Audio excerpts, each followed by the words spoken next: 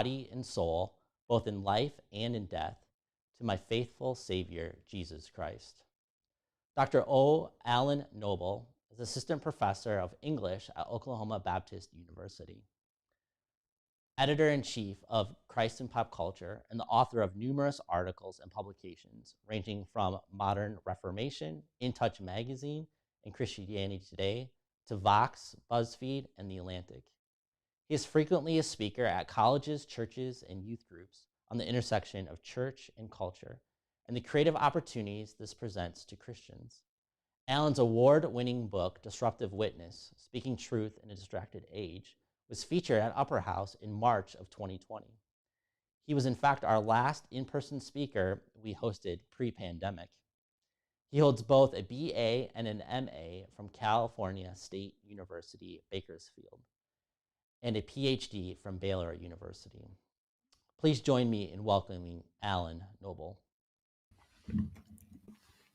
Allen, welcome. Thank you.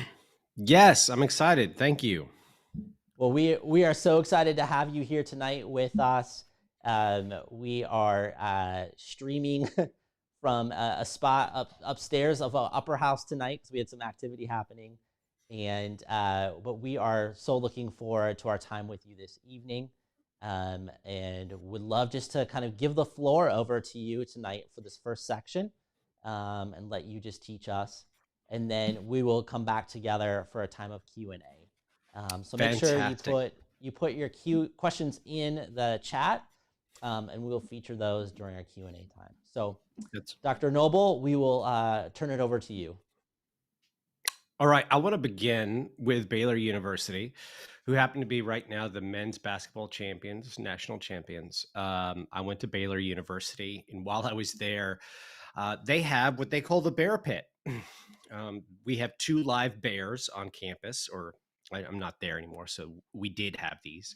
And they have a beautiful habitat for these bears. And often as students are doing tourist visits, campus visits, as people were just driving around Waco before the whole Magnolia thing was popular, people would visit. They'd stop by and visit this habitat because it was so nice. It was this 2-sectioned, very large living space with a waterfall and a stream and 2 pools and logs and giant weighted balls for the bears to play with, and these massive thick glass walls for you to view them. And often I would take my firstborn when she was little. We would just go and watch the bears. It was a wonderful time. But remarkably, every time I'd watch these bears, I would go and I would observe the same thing. They would always be walking in circles. And in fact, you could look at the grass in one of these sections where they would stay, and there would be a path in the grass worn down to dirt where these bears would walk in circles all day long. Now, I don't know how much that habitat costs, but I assume it cost quite a bit. The original habitat, built in 1945, was much more of a literal pit. It was more, as I understand it, concrete and some water down there, a little pool, and a place for them to have some shade. Was not the most humane environment. And then later in the 70s, and then finally in 2005, Baylor updates this habitat to make it a lot nicer. In fact, it gets rated as a USDA Class C zoo. I don't know what that means, but it sounds very official. It sounds like they really did this right.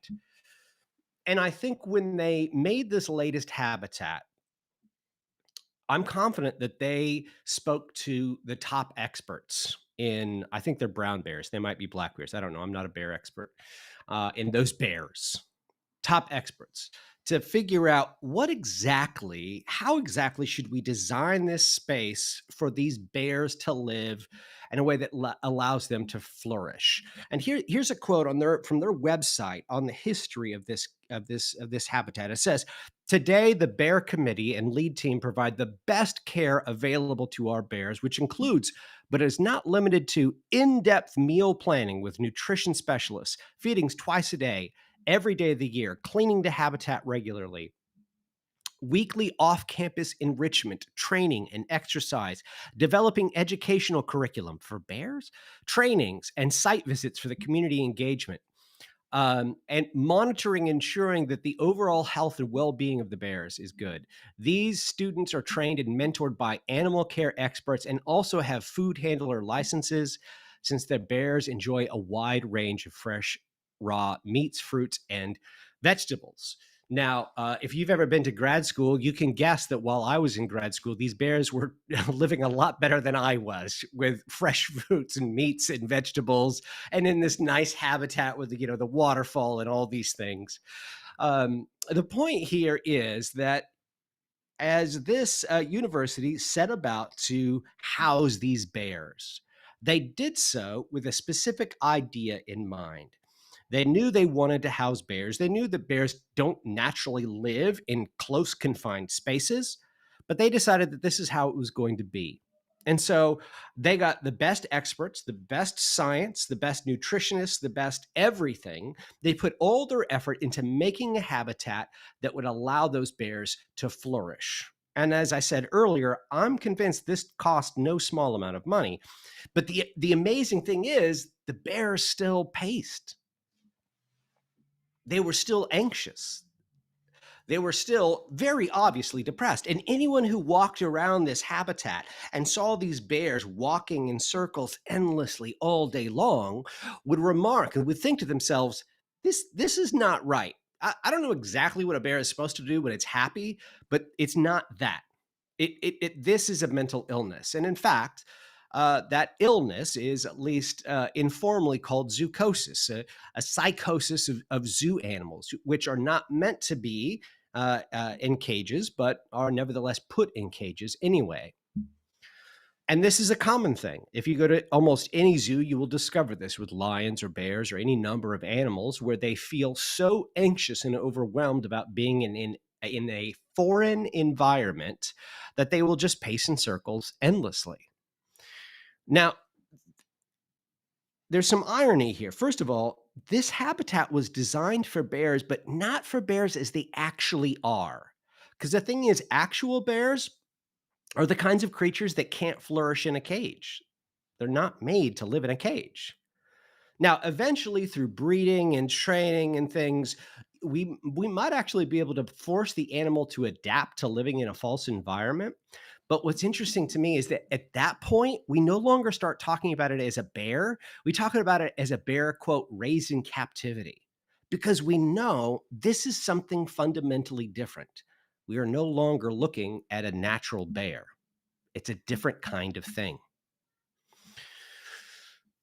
Now, we are not caged in a zoo, Class C or otherwise.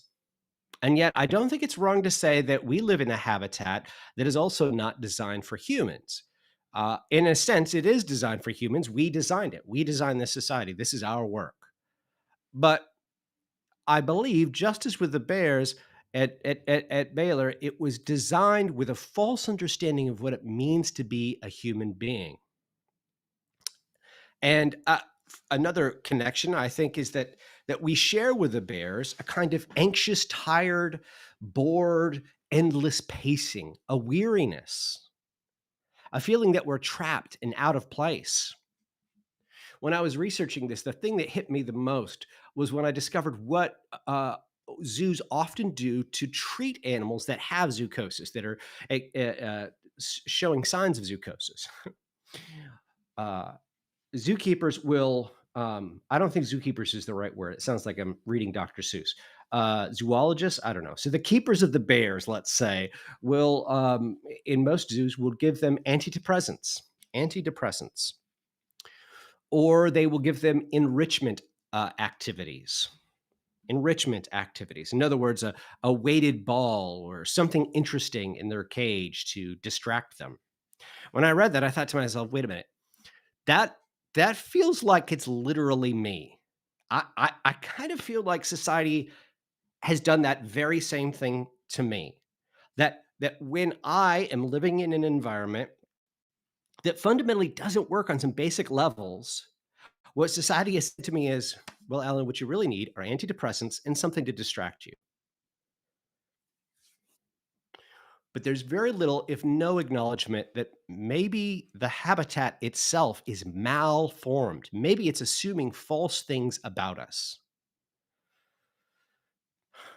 To get to that, I want us to think through a couple of things. Consider, for example, how is it possible to live in the most advanced, prosperous, and free nation in history and still have the sense that our lives are on some fundamental level not right, that we can't keep up, that we're just trying to get through the day? How is it possible to carry around historically unimaginable tools of communication in our pockets and live on a planet with 7.6 billion people, and yet we suffer a crisis of loneliness even before the pandemic? How is it possible that we can know more about the human mind, and I mean neurologically, psychologically, than at any other point in human history? We have a body of knowledge developed over centuries, hundreds of thousands of intricate peer-reviewed studies and research, and yet we also have a growing mental health crisis. As someone who teaches students, I regularly see, I have seen more and more students struggling with serious mental health crises. How is it that we can have perpetually high quality, affordable access to virtually limitless streams of entertainment content of every genre, style, and medium imaginable, and yet we can still feel terribly bored? And how is it possible that with each year we gain new systems, new technologies, new devices, and new services that allow us to be more efficient than ever, and yet our work seems to invade more and more parts of our lives? Perhaps it is because, like the bears, our habitat was not designed for us. And if you look carefully enough, I think you can start to see that there are aspects of human life which should be really basic aspects, basic experiences of what it means to be human, that are now actually problems to be solved or ideal aspirations to be longed after. For example, I read a fascinating article in the Harvard Business Review a couple weeks ago, maybe a month or two ago. And it was a survey this company had done on, can't remember the exact question, but it was essentially, what is it that employees um, desire most from their employer? What sort of benefits, or not like monetary benefits, but improvements in the working conditions that they would like. And the number one thing listed was natural lighting. The number one thing that the employees responding to this survey said, this is what we want, is to improve their well-being, is natural lighting. Now, on the surface, that maybe that doesn't give you pause because you like natural lighting, but I just want to point out that it should be a little bit weird to us that employees are asking to see sunlight. Like, we've gotten to a point in our civilization where employees are begging to see the sun. That's the one thing they want to make their lives better at their workplace, is the sun. We'll get to this later, hopefully, but maybe the most convicting part or compelling part of this survey or this article at the Harvard Business Review was that the argument being made in the article was not, because employees want light more than anything else, you should give them lighting. No, it was actually, if you give employees better lighting, guess what? They're more productive,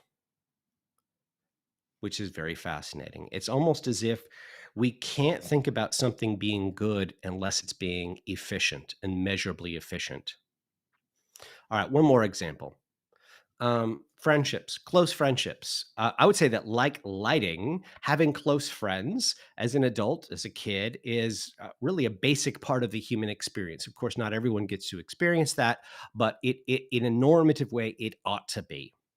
And yet, from 1990 to 2021, the percentage of men who have no close friends, zero close friends, went from 3% to 15% in 2021. That's a lot of percents. A fivefold increase, if my math is correct, which it might not be. I teach literature, but that's a lot of percent increase. No close friends. That ought to give us pause. If the way we are living geographically, in our homes, the way we work together, the way we worship together, the way we shop together, the way we play together, is not constructed in such a way as to be conducive to deep friendships, what kind of lives are we living? And what are we going to do when we don't have those close friendships? How are we going to substitute that need? Scrolling endlessly through Instagram? To cope, to cope with what I want to call these disordered ways that our society has given us, to cope with them, I think most of us self-medicate. Some of us self-medicate with enrichment activities, like the zoo gives to these animals with zoocosis. Some of us self-medicate with antidepressants. But really, what's remarkable is we have about 1 billion different ways to self-medicate so that we can get through the day. So what we're left with is this overwhelming feeling that life in the contemporary world is not sustainable. Sometimes I think about parents saying things like, I just need to get through today. I just need to get through today. I hear students say the same thing. So that time in that phrase, I just need to get through today, time is this thing that we have to put up with because it's not working. And we just need to get past it, and then we can get to the real thing. But what is the real thing? Well, it never ends. We go to bed, we wake up, and it starts over again. How do you cope with that? How do you cope with this feeling that you're never catching up, that you're always overwhelmed, that you're always falling behind, that the competition is too fierce, that you're never quite getting past this season? You know, sometimes Christians will say, well, this is just a season. You know, yeah, this is a difficult season. The older I get, the more I realize that the season never ends, right? The season never ends. There's always another season. And you never expect the season, right? I thought when I finished my PhD, this season would be over. Well, that one was, but another one came, and it's not a whole lot more sustainable. So how do we put up with this? How do we cope? If our lives, like the life of a bear in an unnatural habitat, if our lives, if we're living in this unnatural habitat, how do we survive? And I think we do that through self-medication. So some people drink. I think some people take prescription antidepressants or stimulants or anti-anxiety meds. And I'm not saying anything critical about those things. In fact, this whole list has many things that are good and proper. But what I am saying is that sometimes for some of us, we need these things not because they're good, but because life feels intolerable. Some eat, some binge watch Friends, some work more, some work out more. Some cut themselves, some immerse themselves in the news, some immerse themselves in porn, some play video games, some shop, some sleep, some scroll endlessly through Instagram, some post endlessly on Twitter, some argue online, some obsess about their health, some obsess about the environment, some protest online, some protest to be famous online, some travel, some attempt suicide, some attempt self-improvement. Some abuse people, some join extremist movements, some join multi-level marketing programs, which sometimes are not a whole lot different. Some take up yoga, some take up gambling. But we all seem to self-medicate because we feel like if we don't, we're not sure that we can get through the day. Now, today, what I want to do, I don't have time, and I don't think it'd be a good use of our time. I think several of the people, if not most of the people watching this, have read the book or at least parts of it. So I'm not going to lay out more evidence that our our society is deeply disordered. I want to move us along through the implications. If this is true, how is it disordered? What is this false anthropology? What is this false understanding of what it means to be human that causes these problems? What's the alternative? And then I really want to spend some time on the implications, because I think there are some radical implications, some of which I touch on in the book, but I want to push them a little bit further and try that tonight. And we can see with the questions and answers how this goes. So, the environment. What is this environment? I believe that it's that we live in currently. I believe that it's one designed under the assumption that to be a human being is to fundamentally always belong to yourself. And the idea here is that self belonging is the basic human experience in the modern city. And what I want to say is that's wrong. That's that's wrong about who we are, and since it is wrong about who we are, everything else is wrong about it. Because we are not our own but belong to Christ, which I'm getting from the first question and answer in the Heidelberg Catechism, but also the Bible. Let me tease this out. I just want you to accept for a moment, because I can't give you all the evidence. Just imagine for me that this idea is true. That as contemporary people, when we think of the experience of being a human, what we think of is this idea of fundamentally belonging to ourselves.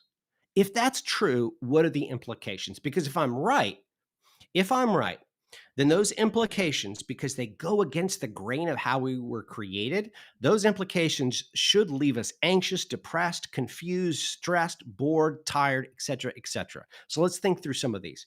And I want to call these collectively the responsibilities of self-belonging, because that's really what they are. If we belong to ourselves, then we have the burden of being ourselves. Sometimes that's sold to us as a positive thing, as an exciting thing. Hey, you get to be who you want to be. You get to speak your truth. You get to be the best version of yourself possible, right?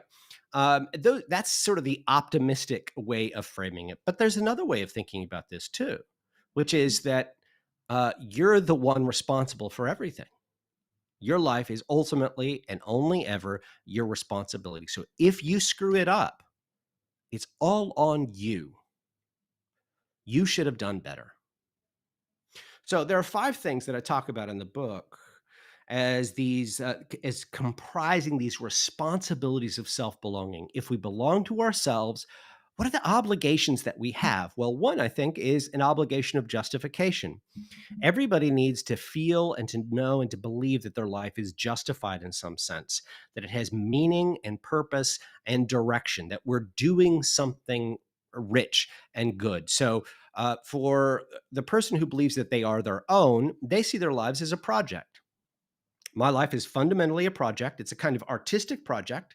I have one shot at getting this project right, and everything hangs in the balance. Whether my life was worth living or not entirely depends on what I make out of this project. But I am the only one who can determine whether it's successful or not. I'm the only one who can work on this project. I'm the only one who knows the direction of this project. It's just me. And that's a heavy weight to carry.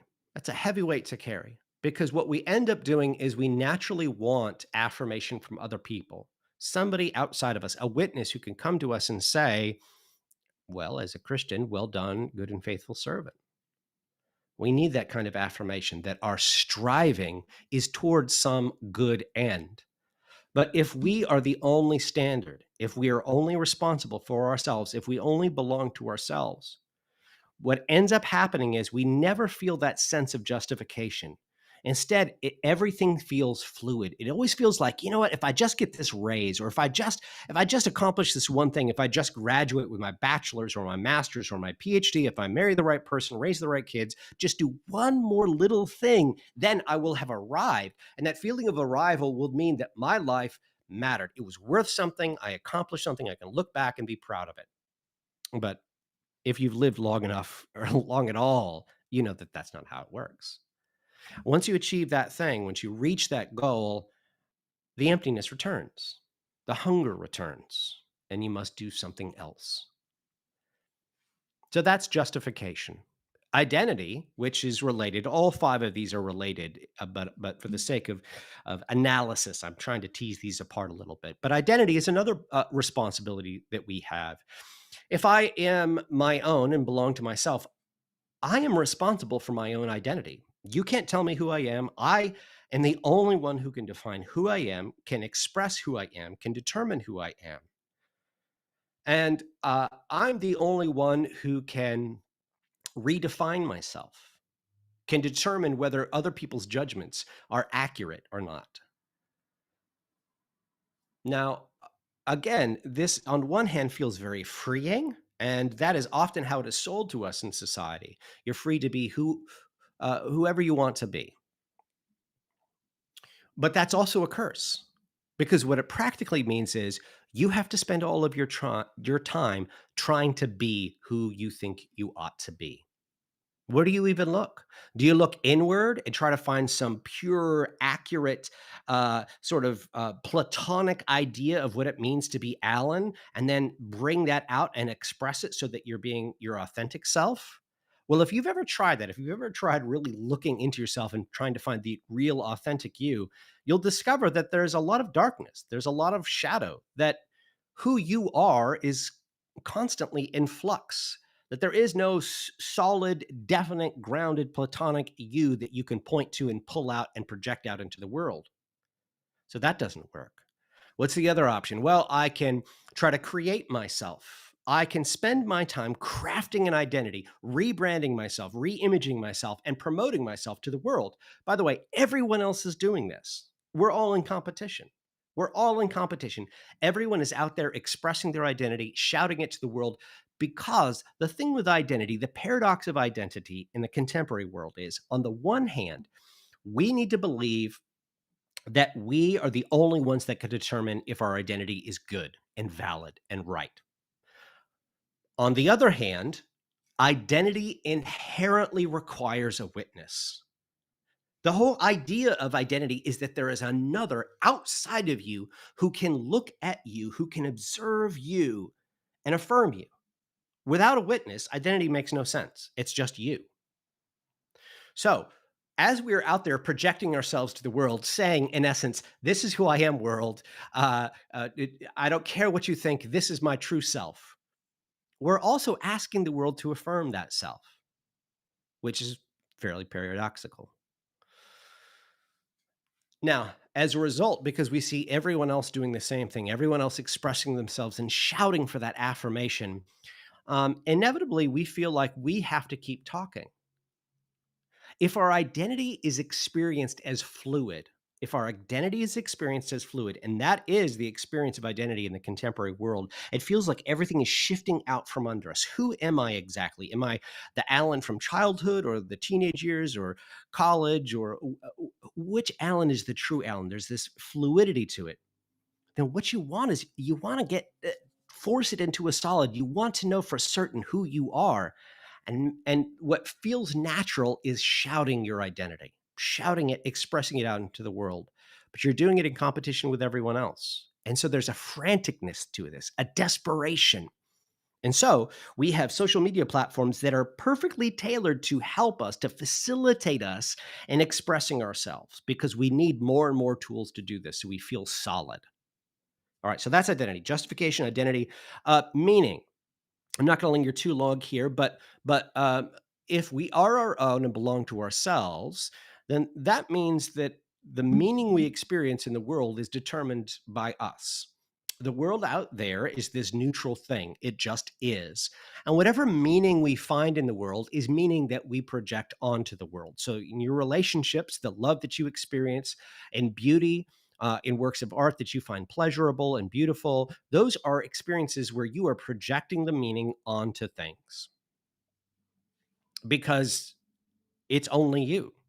The problem with that, though, is, and at least in my experience, the most meaningful parts of life are meaningful because they're grounded in something outside of myself.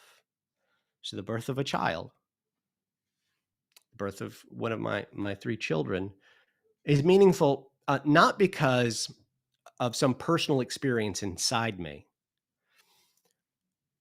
but because it seems to echo something in creation itself. It's part of something cosmic.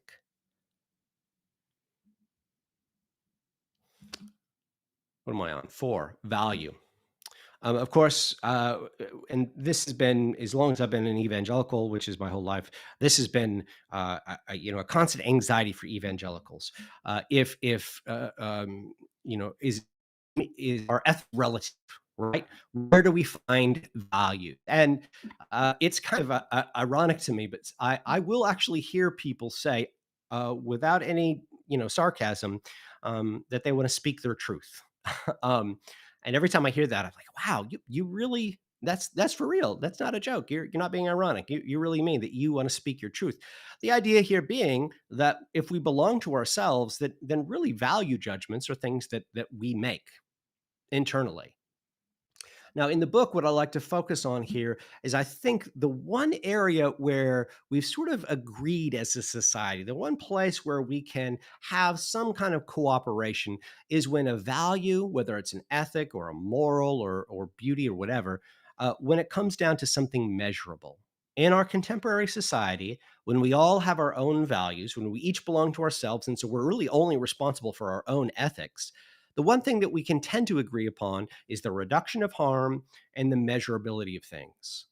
So if I can prove that something is measurably bad, then even if we can't agree on other things, another, let's say, sexual morality, we can say, well, the reduction of STDs is a good thing. So we have something measurable, so it's tangible. That leads to its own problems that I won't get into right now. The last one is belonging. We have this responsibility of belonging to ourselves. And what I mean by that is that every person has to have community. Every person belongs in a place, has some connections to the land, to family, to friends, to church, to business, and so on and so forth. Um, I, One of the remarkable experiences that we have living in the contemporary world is that our sense of belonging is really fragile because people move all the time. They move for jobs, they move because the housing market changes, they move for health reasons. It's incredibly easy to move today. In fact, I was thinking so much of our identity is in the cloud now that it's pretty easy to move. Like a lot of my bills are actually on the internet. So if I need to get up and leave Shawnee, Oklahoma, where I'm at, and move to New York, yeah, I'm gonna have to pay a shipping company to help move my stuff. But a lot of my identity, my public identity, my social media presence, a lot of my bills, my phone bill, all those things, they're online and I pay them online. It's so easy to get up and move, which means that it's easy to not form attachments. And I do think that we as a culture have created ways for us to choose to belong where we want to belong, but then also when we want to not belong, we can. So, in other words, uh, instead of committing myself to a work, an employer, an institution, I rent out my time. And instead of committing myself to a relationship, to a family, I'm married. Um, there's this great phrase by this philosopher named Zygmunt Bauman, whose name is wonderful. And he calls it until further notice. He says all relationships in the contemporary world are until further notice. So you get married until further notice. You have children who you love until further notice. You have good friendships until further notice. So a kind of liquid existence. Now, if that's the case and you belong to yourself, then you get to choose what relationships you want. You get to choose what relationships you don't want. But ultimately, that feeling of belonging, which humans naturally crave, that's up to you to fulfill. You're the one who has to make these things work. Okay, so those are collectively what I call the responsibilities of self belonging, and they're overwhelming. But I want to talk about the alternative. The alternative is that we are not our own, but belong to Christ. Now, I'm not going to walk through all 5 of those things, but in detail. But I'll just say that if we belong to Christ, first of all, our identity is found in Him. I talked about that witness that we all naturally crave when we have because we have an identity. We need someone to see us and affirm us. Well, God is the only being that can see us truly without any confusion. see us truer than we see ourselves, all the contradictions that we have, all the past, the memories, the problems that we have. He can see us, and he does see us, and he sees us always. And he looks on us with love because of his son. And that means that even though we will continue to feel that maybe our identity is uncertain because we have markets telling us to redefine ourselves, we have employers telling us to change ourselves so that we can be more productive, we have, all these groups pressuring us to redefine ourselves and to promote ourselves and all these sorts of things. But we can stop and say that all of those things, all of those outside distractions are not the ultimate truth. The ultimate truth is we stand moment by moment before a living and loving God. And that's radically different. And that radical difference does two things. On the one hand, it lifts off those responsibilities of self belonging, all of those things. You don't justify yourself. You can't. You don't create and craft and define and redefine and promote your own identity. That's a fool's game that is really popular and works really good for marketers and corporations, but is bad for our souls. You don't create your own meaning in life. You actually discover the meaning that God has created that is imbued in creation. You don't determine your own values. You discover and follow the values God has given you, and you belong places. So you don't have to feel alone or lost because belonging is real. So those shoulders, those responsibilities are lifted off our shoulders. But I want to stress that if this is true, if we belong to Christ, if we are not our own, but we belong to Christ, there's a flip side too. It turns out that we actually have different responsibilities that are severe, they are difficult. The difference is the responsibilities of self belonging are unbearable. No one can meet them. They eat us alive. They destroy us. They lead us to despair and depression and addiction, feelings of inadequacy and hopelessness. The responsibilities belonging to Christ are ones that we meet through him. And they actually help us live in fullness. Now, to tease that out, I want to talk about a couple little implications here.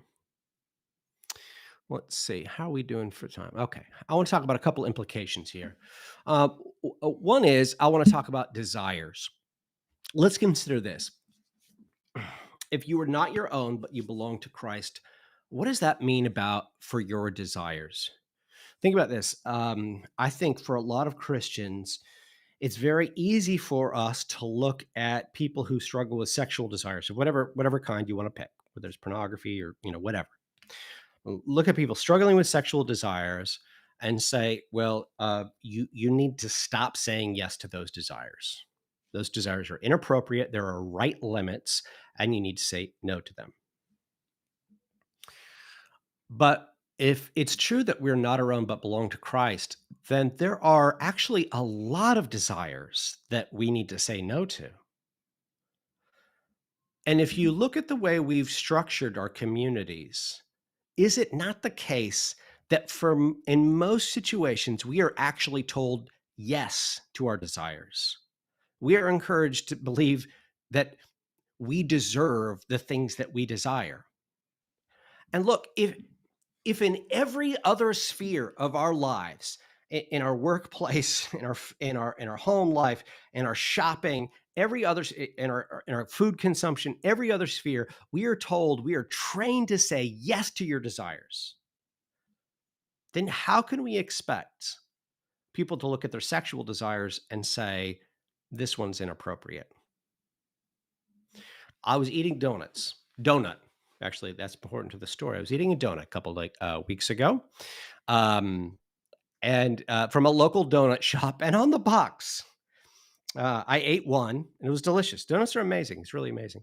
Thank God for donuts. And I kind of wanted a second one, and I closed the box because I'm saying, Alan, you don't need another donut. Come on, you don't need another donut. So I closed the box, and on the lid, it says, "You deserve a donut." And I was like, ah. Right to the heart. How did you know? That's what I was feeling. I feel like I do deserve a donut. Even the donut company has is promoting the idea that I deserve this thing. I should say yes. I have a desire and I should say yes to it.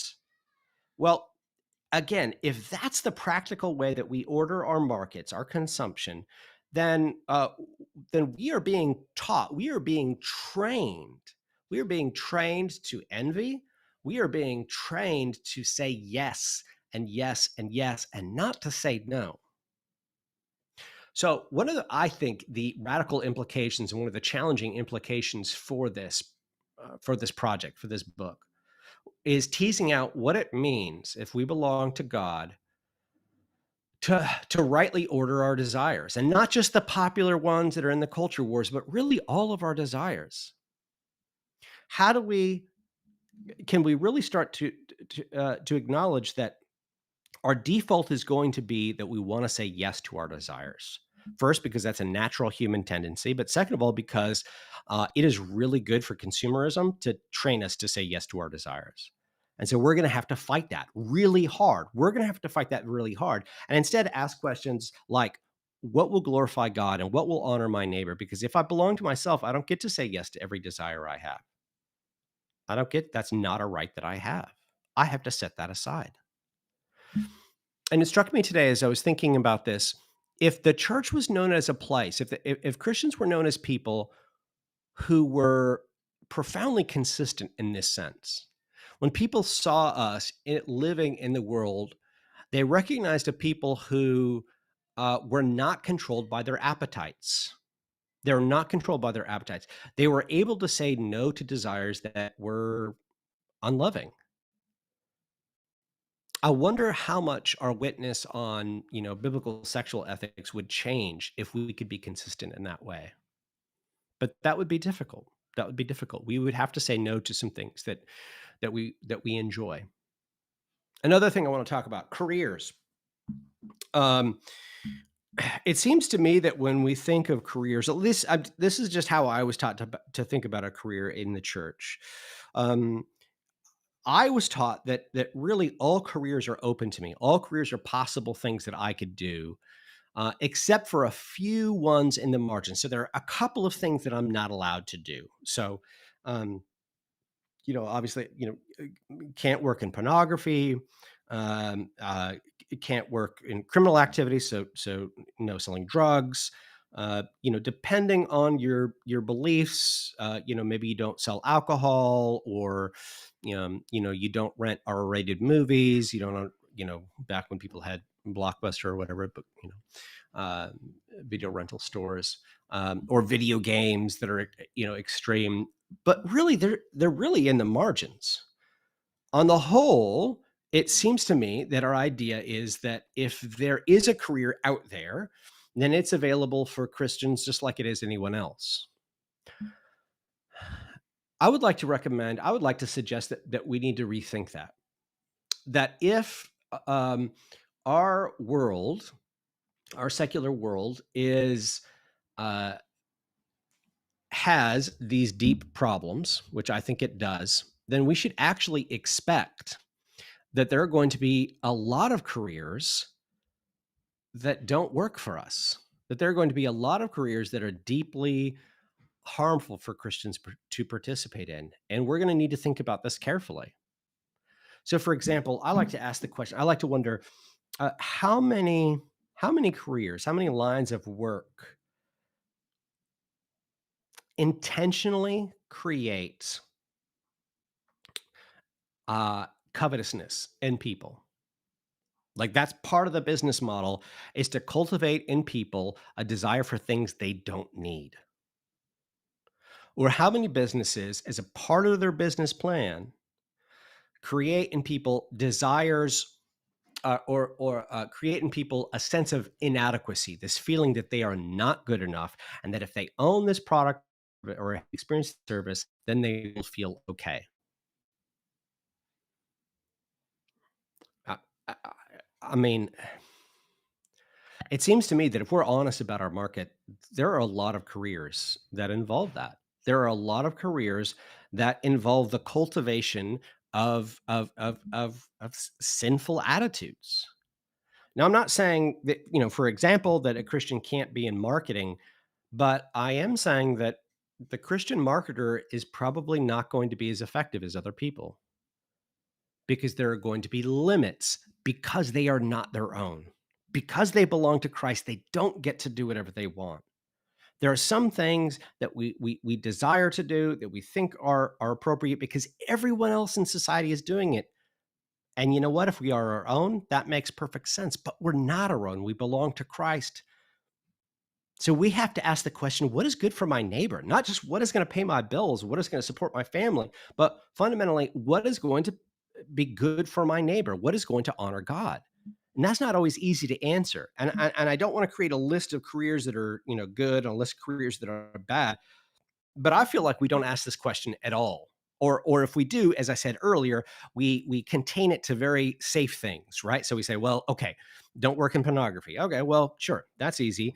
But what about all these other things that we can do that maybe destroy God's creation, that deform the body that God has given us, that cultivate habits and addictions and disorders and envy and covetousness in people, that encourage people to create and cultivate and promote an identity as a brand in order to feel real and meaningful. Maybe we need to seriously step back and ask ourselves how we consider careers. All right, the last point I want to make here, and then my battery has 8%, so I need to plug it in. If we belong to Christ, I want to talk about a positive thing. If we belong to Christ, that means that we can rest. I mean, really, really rest. I mean, we can stop our labor, stop our work, and not worry that the world is going to fall apart, which I'm terribly bad at. Because I feel like I'm holding my world together. That if I stop, that if I nap, that if I stop thinking about things or stop acting or stop doing or stop exercising or stop, as if I exercised, if I stop grading, if I stop working, then my life is going to fall apart. Because I have people all around me telling me, Alan, you need to do better. That's not the best version of yourself. You need to work out more. You need to grade better. You need to improve this. You need to improve your parenting. You're not doing this right. You're not washing dishes correctly. There's always something that I'm not doing correctly that I could self-optimize. And if I am my own, then I kind of have to live according to that. I kind of have to do. I kind of have to keep perfecting and perfecting and perfecting, because ultimately my life is up to me. And if I don't get it right, I'm the only one to blame. But if we belong to Christ, then we can rest. And I would love, so here's one implication of this. I would love if the church was known as a place where people legitimately rest. In a world where everyone is frantically trying to hold up their lives, hold up their existence, and be something and do something and create something amazing, Christians were known as these people who could just sit back and talk and eat meals together. And not eat meals together to network and to make connections and to have the most perfect diet and to relax so that we could be more productive on Monday morning, but just rest because there is a God who loves us, who is preserving us moment by moment, so we don't have to hold up the world. We can't anyway, but we can practice that. And I think that's one way that we can show each other and the world that this isn't true. This false anthropology that we belong to ourselves is not true. And we long to belong to another. But it's only if we belong to another who loves us. It's only if we belong to Christ that we can have that true rest. All right. I'm going to I think that is about 45 minutes. I'm going to stop there. I'm going to walk over and I'm going to plug in my laptop before I disappear into the void. So, Dan, if you want to jump in. All right. Well, hey, thanks, Alan, so much for your time. That was a great talk. And I'm sure we're going to have a great kind of conversation here. We'll give you a second to do that. So, hey, just real quick, wanted to let you guys know that Alan's book we have a great discount from InterVarsity Press for Alan's book, for You Are Not Your Own, and also The Disruptive Witness. So 50% off. That code is good through November 24th. So we'd love for you to check that out. So, well, good. Well, I have our first question, Alan, and after reading your Yeah. book, about, and I would love to get your thought about this. Um, so the idea that I had kind of after reading your book was we live in a very filtered world. It's a very individualized, filtered world. Hmm. Um, we choose what news sources we want to use. We choose how social media is, right? So we're following specific Mm. people that we want to follow. We're unfollowing specific people that we want to unfollow. The algorithms, right? If I like something, it's going to provide me more content in relationship to that. We live in gated fences, gated neighborhoods. We've kind of, very much filtered our life in a way that is very individualized, which I know is one of the things that you talked about in your book. So my question is like, how would you respond to kind of this filtered world that we've created for ourselves? And in what ways should we look at maybe changing that?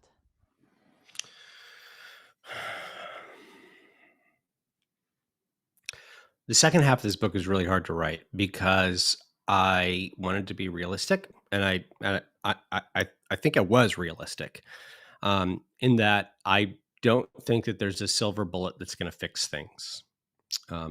The complexity of the way this anthropology is so deeply embedded in our society means that there's no quick fix. I mean, the only one who can redeem all this is Christ. There's not a way that we can fix things. So I want us to hold these two things in tension. On the one hand, I don't think that there's a plan for fixing things. For example, the fact that we're so siloed, the fact that we're so cut off from each other, and that we're all in our own little bubbles. I don't have a simple fix for that. On the other hand, I don't think that we have the option of just saying, "Oh well, kind of sucks." That is, by the way we often treat zoo animals.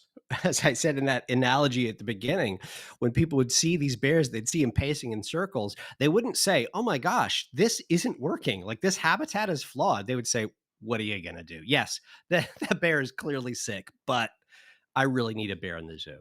And that I think is kind of our default. So I want neither of those extremes to be acceptable. We can't we can't believe that we're going to solve everything, but we also can't just throw up our hands and say, "Oh well, society is society."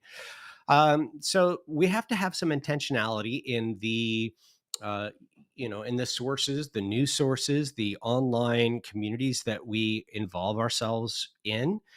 We should be trying to make connections with people who challenge us, trying to make connections with people who don't think like we do, who don't look like us, who don't live like us, to push us a little bit or more than a little bit. And I think that's very valuable, especially not just on social media, but especially reading widely, I think can be very helpful. But I think more than the online is what you mentioned earlier, that communal, that personal, um, creating welcoming churches that draw in people of different political backgrounds, of different economic backgrounds, so that and at different ages. I think that's so important that you're able to have older people who can mentor you and who can challenge you. Um, to me, practically, this means, and the older I get, the more this is true, I have to be really, really intentional about making friends and about inviting people over to my house, being hospitable. Because the older you get, the harder it is to have friends. It feels like I'm about to turn 40. It feels like impossible to have close friends. I feel like I'm a part of that 15%. Like it's just so hard to have friends. People are moving and life's crazy. And if I want that to happen and I know it's important and I know that's a way that I can live less isolated, that's a way that I can have responsibilities and practice those responsibilities with others. If I want that to happen, then I'm going to have to be intentional. I'm going to have to seek out people. I'm going to have to draw them into my house, even though my house is a mess sometimes. I have to, be vulnerable and practice that living with some people, even when it's messy, because people are always going to hurt you. So, I guess intentionality is the key here, and what I'm not looking for is some ideal way of breaking down all these barriers, because I think uh, I don't know that there's a way to do this. But what I do believe is that churches could be places of what I call resistance, places where we're pushing back, where the world is isolating. We can be bringing people into our homes. Where the world is fractioning off into tribes and smaller groups, the church could be a place that is and not open to false ideas, but will listen to different voices and understand. So that's what I would recommend. All right, so we have a question here from Bruce. Um,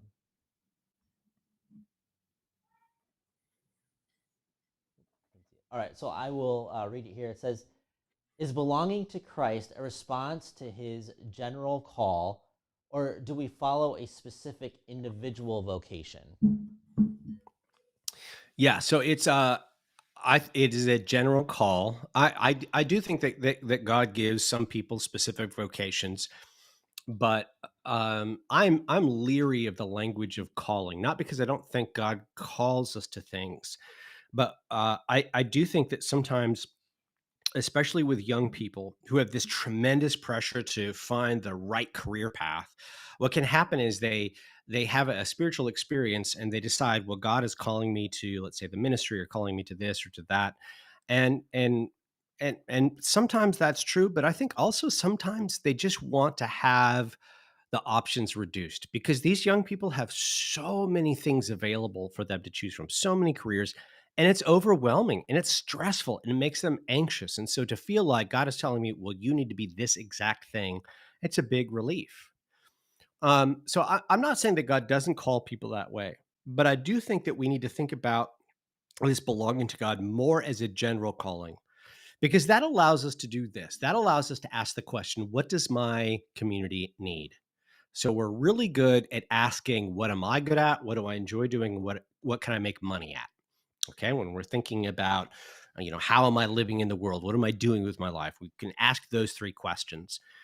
But there's a fourth question that if we don't belong to ourselves, we have to ask, and that is, what does my community need? Not what does my community need so that I can make money off of my community, but what does my community genuinely need?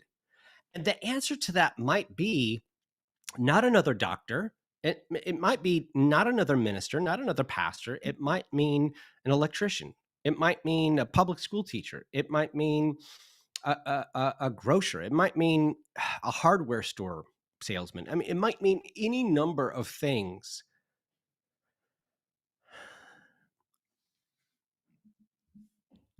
And I fear that if we think too much in terms of calling and vocation, sometimes we can get trapped into thinking that our personal desires and skills need to override what our community needs. And and I just want us to be cautious about that. I just want us to be cautious. So I would say that we should think about this as a general calling that has all kinds of ramifications on how we live and interact with people. It does have a ramification on the way we on vocation, but not the way we typically think about it. That's great. So here's a question. What personal spiritual habits, we talk a lot about that in kind of evangelical circles, what spiritual habits should we use to kind of combat these feelings of Mm. self-belonging and those actions of self-belonging? Well, that's a good question. Yeah. Well, so this is like a Sunday school answer. Sunday school answers are something like pray, read the Bible, go to church, and they're Sunday school answers because they're always the right answer. So if you're in Sunday school and the teacher asks, what are you supposed to do, you can just always answer one of those. But it also happens to have the benefit of being true. I think that uh, f- uh, going to church, practicing going to church, is one way, it's a spiritual discipline that can help us if if in certain kinds of churches, and especially if you're having the right mindset, it can reform you. I'm experiencing this with my son right now who does not like going to church. He hates it. Why does he hate it? Because he's a little boy and he wants to run around and play. And he says to me, Dad, 5 days of the week, I'm sitting in class and I just want to run around and play. And I don't understand why on Sunday I have to sit around for an hour and a half or 2 hours or whatever. And so what I've been trying to help him understand is that one of the main reasons that he goes is for our neighbors on the pew next to us. That sometimes when you go to church, you don't have a spiritual experience. Sometimes you don't get some deep insight from the preaching that you didn't already have. Sometimes you don't feel something special as you're singing, but it's still good to go because when you're singing, you're encouraging your neighbor in the faith. It's good because when you see somebody else in the pew next to you, you can see them and their needs. You can ask them how they are. And hopefully, if you cultivate a community in a church of honesty, you can get an honest answer. And then you can discover maybe somebody needs your help that week. Maybe they need food. Maybe they need encouragement. Maybe they need someone to talk to. But you can't find that out if you refuse to go to church because it's not fun. So that I think is one way of doing things. Um, something that I find myself praying very often is as I'm thinking about people.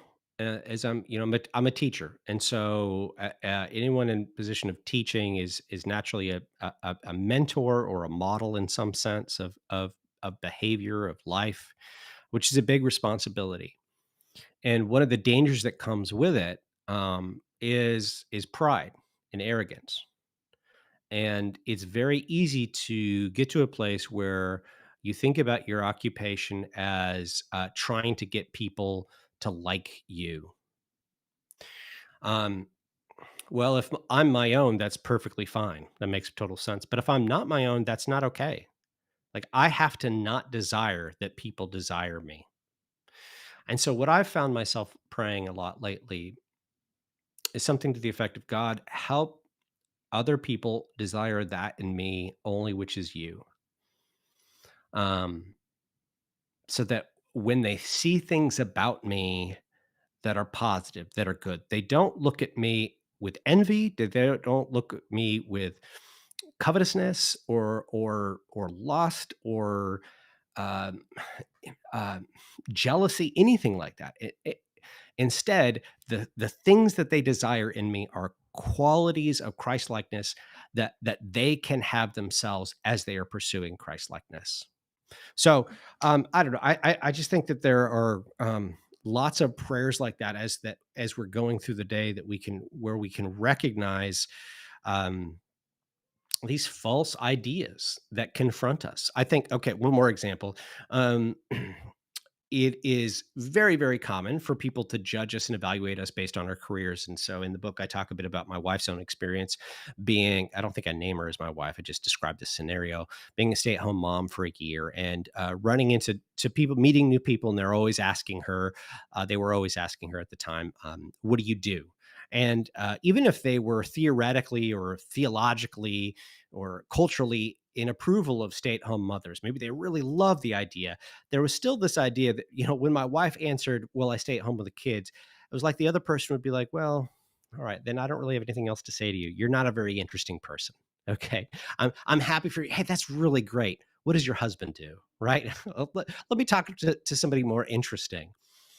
We're going to have lots of interactions like that where people, whether you're a stay at home parent or not, where people are trying to suggest to you that actually you make your life interesting by creating a great project out of it.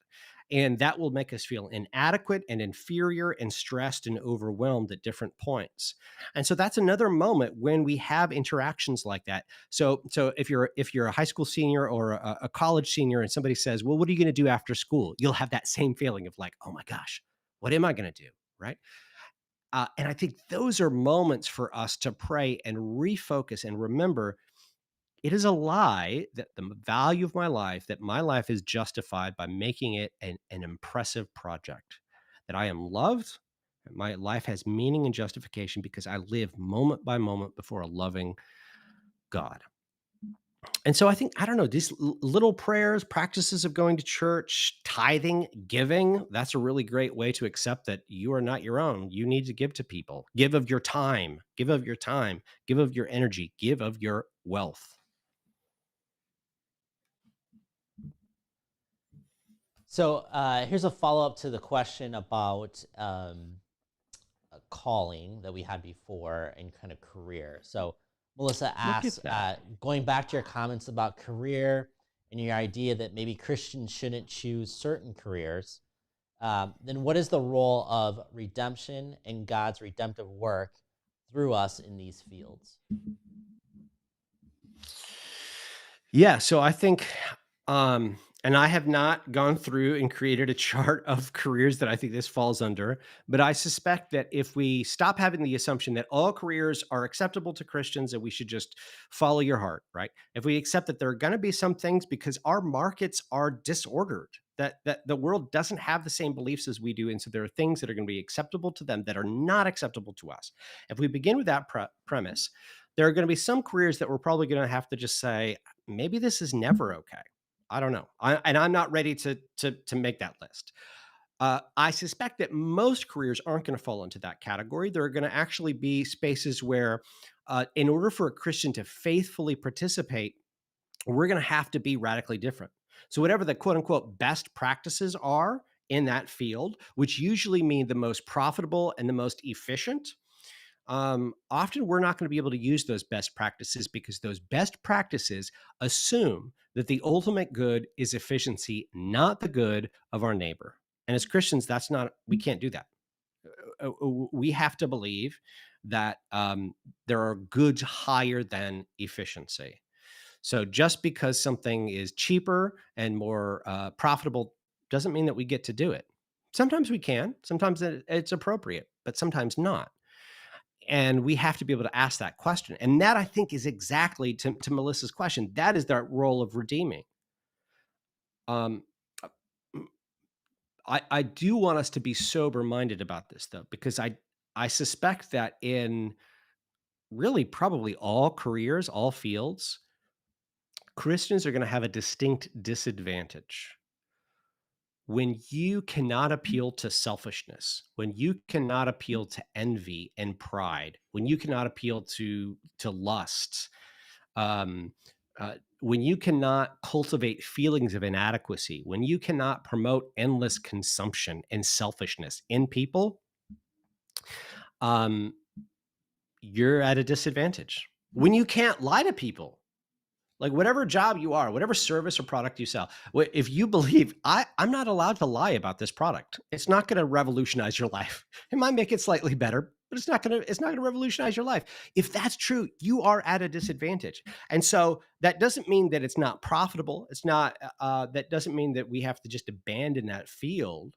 But when we're thinking about what does it mean to have a successful business as a Christian, we should not be surprised if we're not the most profitable companies. But profits are not the ultimate good. So that, to Melissa's question, that's the role of redemption and God redeeming work. And I would not be surprised if in some fields, um, to practice that field Christianly prices you out of the market. I think that's at least theoretically a real possibility. All right, we're going to go to a question from Luke. As a young parent who struggles with the weight of the modern society and expectations of myself, do you have any advice on how to form the mindset of I am not on my own with children? Like, how do you take some of these practices and implement these into life as a parent with children? So there are two things that come to mind. One is that I do think that as a parent, you feel this acutely because everybody has an opinion about how to be a good parent, and you're constantly being told this. There's a similar dynamic with health. I think, parenting and health, and maybe leadership are these areas where people are always like, well, you could be eating better. Well, that's not the best way to raise a kid. And and by the way, if we are our own, that means that as parents, uh, we will feel this pressure to set our kids up for success, because if we don't give them the best platform to pursue their full life, then they're going to fall behind in this hyper competitive world. And so, what you can have is parents who feel this overwhelming obligation to put their kids into all kinds of activities and environments, and to give them the most enriching things, all the benefits they possibly can, so that they can be successful. And that's crushing, because you're always going to be a failure as a parent if that's the standard.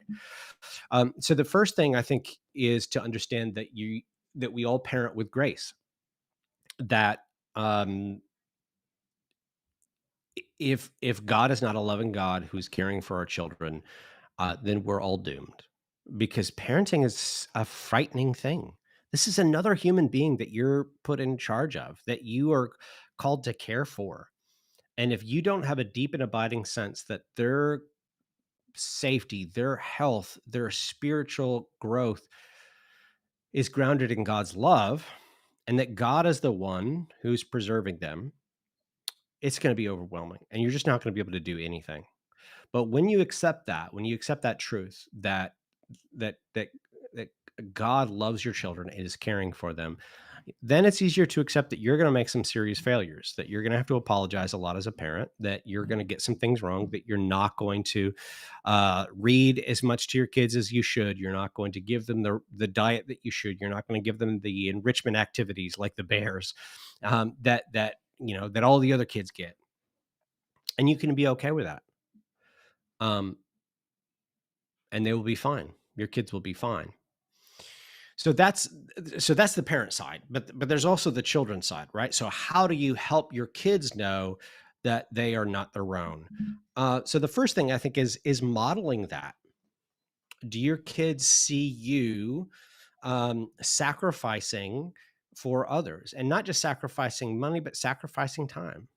Do they see you going and serving other people? Not to get ahead and not to feel righteous, but because you've told your kids, we're doing this because life is not about dad. Dad is not the center of the universe. I actually belong to the other people in this church. I belong to the people in this neighborhood, and I have to serve them. That's what it means to be a person. I try to tell my kids this with chores. They don't want to help out around the house. And what I remind them is that um, you belong to this family, and you don't get to do just whatever you want. You have a responsibility to help. Um, is it working? Is it effective? No, my kids are terrible at chores. That's mean. That's not true. Is that true? They're getting better. We're working on it. But my point is being intentional about it. And I think just being clear, being vocal, being specific. We need to do this. You need to help in these ways. You need to study and excel at school, not so that you can get this amazing career, but because so you can serve other people more, because your life is not your own. Just telling them that.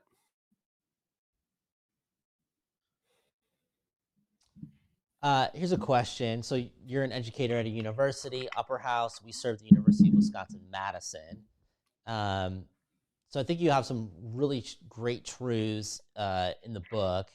So how would you say that living out these truths, how would we live out these truths that you will kind of outline in the book in the modern university today context? Oh, that's a great question. Man, I don't think most universities are ready for that. I don't think they're ready for that conversation. Um, Most universities rely on tuition, and most of the ways that they attract students is with the prospect of achieving great things in life for themselves. And well, if these things are true, then yes, you should be pursuing excellence. And yes, that will give you opportunities to lead and do other things like that, to be successful in a career. But the point of your studies is not primarily and certainly not exclusively for yourself. Why do I need to study American history if I don't care? If I'm not going to use it in my career? Well, if you're not your own, you need to understand the history of the United States so you can understand racial tensions in America right now. Why are things the way they are? Well, if you don't understand American history, you can't deal with that.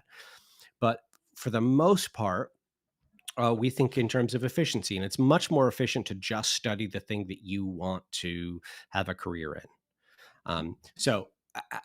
Reshaping the way we advertise higher education, the way we sell it to students, the way they are taught to think about their own goal and the goodness of studying. Why are we studying? What is the purpose? Um, because it's not uncommon at all for students to get an assignment and feel like, I don't understand why this is important. I don't understand why this is valuable. And well, if we're not our own, then we need to be able to trust our professors. We need to accept that there are some things that might not be personally beneficial, but are really beneficial to other people. And so they're necessary, they're good to do. And education is often like that. Um, so I think those would be some of the things that you could do. Well, one last question to kind of wrap up our time tonight.